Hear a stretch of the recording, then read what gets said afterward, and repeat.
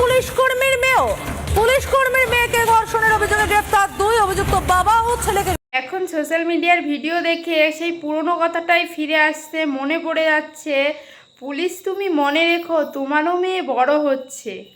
তো এই কথাটা কেন উঠে আসছে, চলো ভিডিওটা। ছাড় পাচ্ছে না পুলিশ কর্মীর মেয়েকে ধর্ষণের অভিযোগে গ্রেফতার 2 অভিযুক্ত বাবা ও ছেলেকে গ্রেফতার করলো পুলিশ। হারোয়ায় পুলিশ কর্মীর মেয়েকে ধর্ষণ, ভয়ে দেখিয়ে দিনের পর দিন ধর্ষণের অভিযোগ।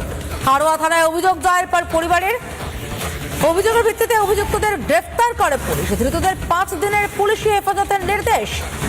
আরো একবার জানিয়ে রাখতে চাইব, পুলিশ কর্মীর মেয়ে, তাকে ধর্ষণের অভিযোগে গ্রেফতার 2 অভিযুক্ত বাবা ও ছেলেকে গ্রেফতার করলো পুলিশ। নবম শ্রেণীর ছাত্রী, অভিযোগ সেই আসামিরা ওকে প্রস্তাব দেয় যে নাচের জন্য, এবং ও শিক্ষকতা করে নাচের। সেই হিসাবে ওর মা ওকে খুব বিশ্বাস করে ওকে পাঠিয়েছিল ওখানে নাচ করার জন্য। এই মেয়েটিকে ওরা নগ্ন ভিডিও করার জন্য প্রস্তাব দেয়।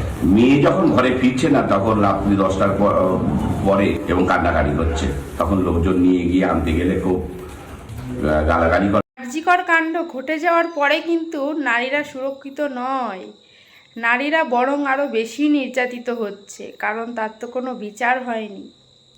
সঠিক বিচার কিন্তু এখনও হয়নি।